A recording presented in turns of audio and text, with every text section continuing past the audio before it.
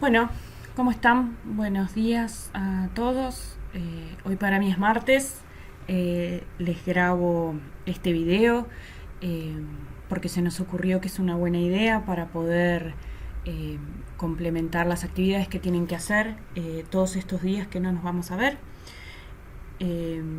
Ya que mañana en Introducción a la Comunicación Visual, turno mañana, nos vamos a adherir al paro. Yo acá les hice una placa para que ustedes sepan por qué nos adherimos al paro. No es que hay paro y todos paramos de manera instantánea, sino que cada uno analiza y bueno, y en este caso nosotros consideramos que por todas estas razones, por la actualización salarial, por que hemos perdido muchísimo poder adquisitivo en todo este tiempo, por los sueldos docentes y que es también defensa de la universidad y de nuestra universidad pública. Es por eso que nosotros hoy no estamos en el taller y lo que vamos a hacer el día, bueno, mañana miércoles, va a ser recibir las entregas entre las 8:30 y las 9:30, únicamente en ese horario para que podamos seguir adelante con el cronograma.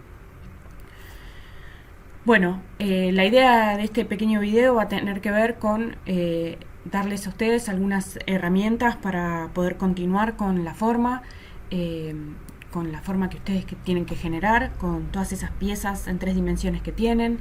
Tienen ustedes las piezas de Telgopor con los planos, ¿sí?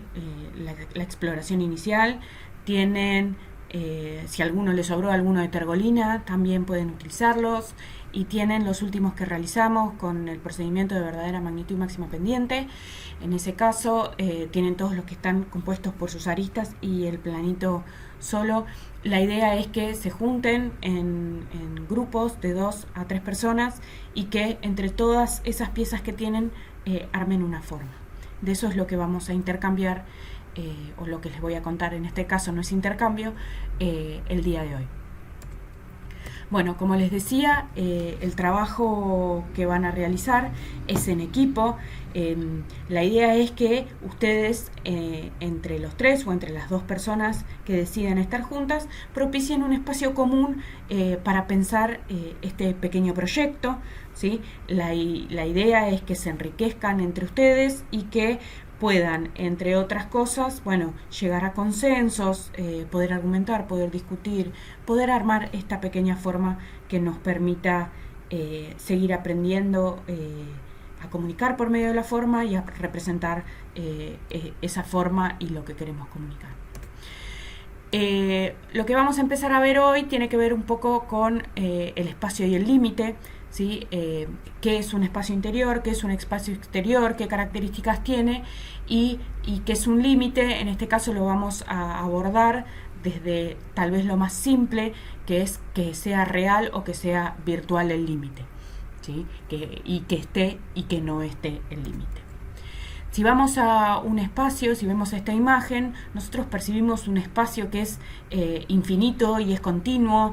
No podemos decir qué es más acá y qué es más allá, porque vemos simplemente animales que se van moviendo por un gran espacio y muchas nubes que también van cambiando a medida que va pasando el tiempo. Entonces eso no nos da ninguna referencia, no tenemos dimensiones de qué tamaño tiene todo esto, ¿no? Entonces esto es lo que llamamos un espacio infinito, o lo que percibimos como un espacio infinito.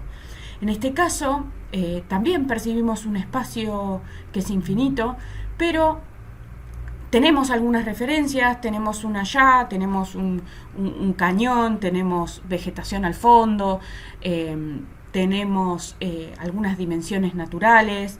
Podemos ver que es un espacio como muy amplio, pero que se acota en ciertos lugares por esta sierra o este espacio, digamos, que tiene estas formas que nos van conteniendo. Cuando nos vamos acercando hasta esta cueva, este lugar queda en Chubut, y nos vamos acercando a esta cueva y ya percibimos un espacio más finito, ¿no?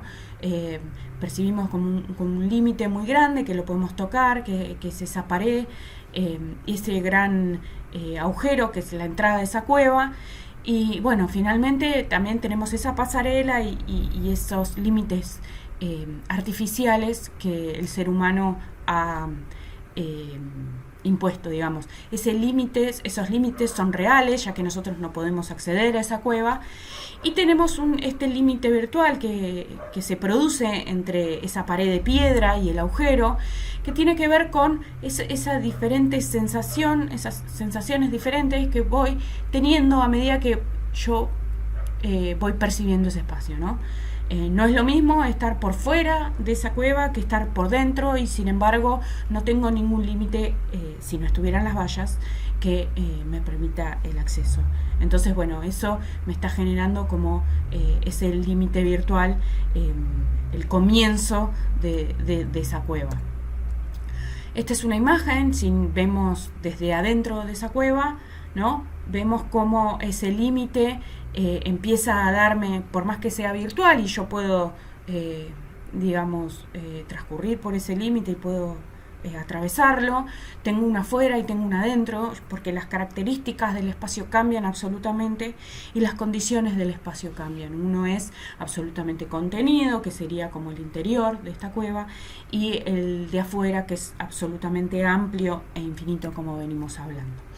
El de adentro tiene estas dimensiones, empieza, termina, tiene condiciones de luminosidad, y tengo estos límites que en este caso tienen que ver un poco con la cultura y con estas pintadas que se ha hecho en otros tiempos por el ser humano, que tiene que ver con un carácter que si bien no es físico, que ya pasa a ser simbólico, ¿sí? Y tiene que ver con como el ser humano intenta hacer propio esos límites y ese espacio, ¿no? Entonces, por eso se producen estas pintadas. Lo que veíamos antes tenía que ver con carácter físico del espacio, que tiene que ver con estas dimensiones, con el adentro, con el afuera, y esta segunda parte que les comento tiene que ver más con algo más cultural y no físico, que tiene que ver con esta imagen que me parece muy preciosa y que cuenta muchísimo de querer, de que el ser humano quiere apropiarse de ese espacio, y bueno, y por eso intervienen sus límites, ¿no? En este caso, en esta pared de piedra. Este es el único, hice un recorte absoluto de lo que iba a ser la teórica, porque bueno, tiene que ver con esto del paro, en donde nada más dejé este ejemplo, en donde podemos ver límites bien definidos, que aluden tal vez a cajas, ¿sí? Y que empiezan y terminan y me definen y tienen dimensiones, ¿sí? Vemos que tienen cierta cualidad geométrica y que tienen distintas características como materiales. En este caso, los límites de esta vivienda es una vivienda unifamiliar que queda en Japón. Y desde el interior podemos ver que los límites tienen otro tipo de tratamiento, eso genera otras sensaciones, y también podemos ver, bueno, obviamente que es un espacio finito, que está delimitado por estos pequeños aventanamientos, y eso le da carácter a ese espacio, ¿no? Entonces vemos cómo esto del espacio y el límite van funcionando en conjunto para que nosotros podamos percibir y tener sensaciones distintas. Bueno, lo que nosotros vamos a hacer va a ser empezar a trabajar por adición, ¿sí? Nosotros lo que vamos a hacer va a ser empezar a sumar todas estas piezas en 3 dimensiones. Ustedes las tienen en 3 dimensiones, yo acá se las dibujé en 2 dimensiones para que puedan ver toda la cantidad de piezas que tenemos para trabajar, ¿sí? Y vamos a generar una forma. En la asociación nosotros vamos a asociar 3 cubos en una base. Como ven, esas partes en rojo serían la asociación de 3 de los cubos que tienen ustedes. Van a ser en una base de 5 módulos por 4 de los que ustedes tienen. En centímetros tiene que ver con cada cubo cada módulo tiene 5 centímetros, por lo tanto va a tener 25 por 20 centímetros, en donde ustedes van a poder hacer diferentes asociaciones en esta parte central de la base. Por un lado vemos una posibilidad de hacerlo en forma de tira y por el otro lado en forma de L. Esas son las dos posibilidades que tenemos y podemos variar la posición en la base de esta manera, quedando libre esa parte que se acaba de marcar, que tiene que ver con todo un perímetro que va, vamos a pensar, una vereda o un acceso a este espacio, que no va a tener ninguna función en particular, sino que va a ser un espacio que es recorrible, que tiene, va a tener una parte techada y va a tener una parte que no lo va a hacer, ¿sí?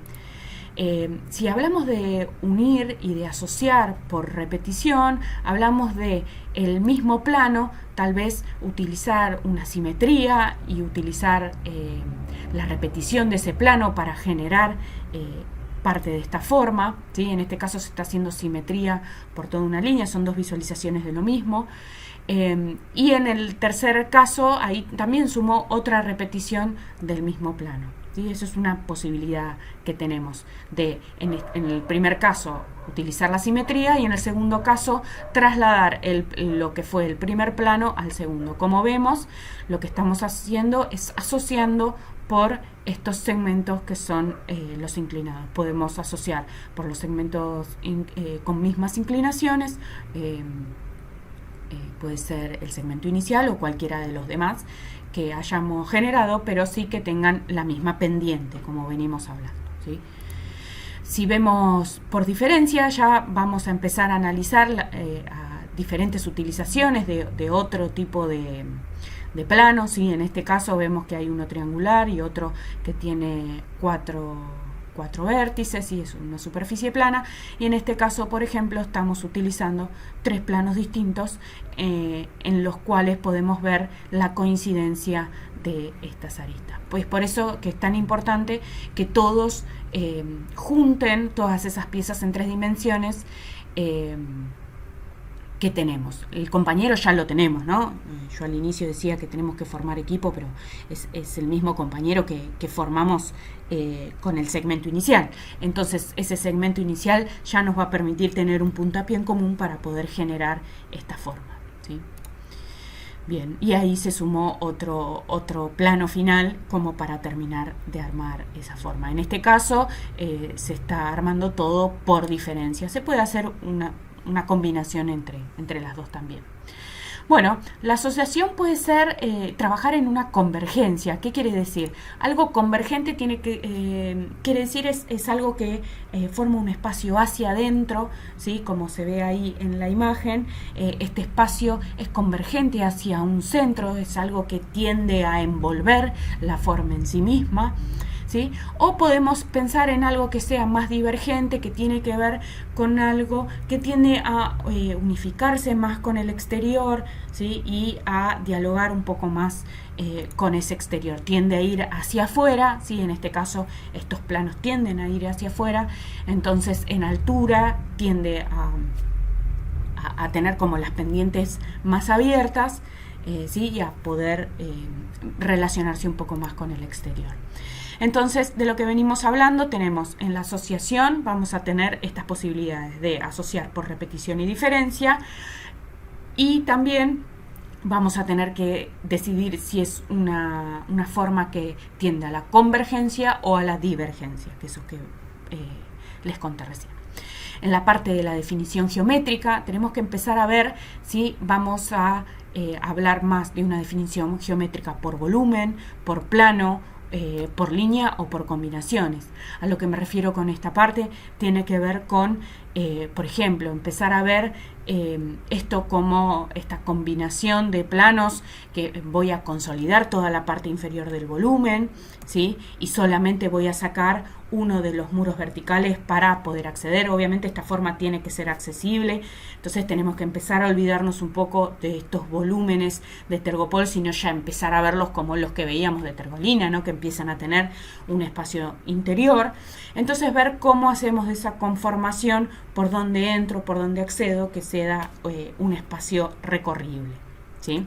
Otra de las posibilidades que tengo es conservar las partes superiores de estos volúmenes, ¿sí? En donde, por ejemplo, puedo pensar en simplemente manejarme con los planos horizontales y los planos verticales que conforman esa inclinación y sacar el plano inclinado, o lo puedo sacar en unas ocasiones y dejar en otras para hacer ese tipo de combinaciones que son interesantes. En este caso, por ejemplo, vemos que se ha optado por dejar absolutamente todo plano, y en estos casos vemos que tenemos diversas combinaciones. Eso tiene que ver con lo que ustedes van a querer como forma, ¿sí? Y lo que van a tener que consensuar en su equipo.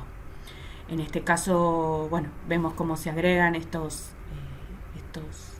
muros verticales, ¿sí? Y bueno, en todos los casos, sí, lo que vamos a tener va a ser un solado que es un piso, que va a ser parte que va a ser de interior de la forma, y vamos a tener solado exterior también, ¿sí?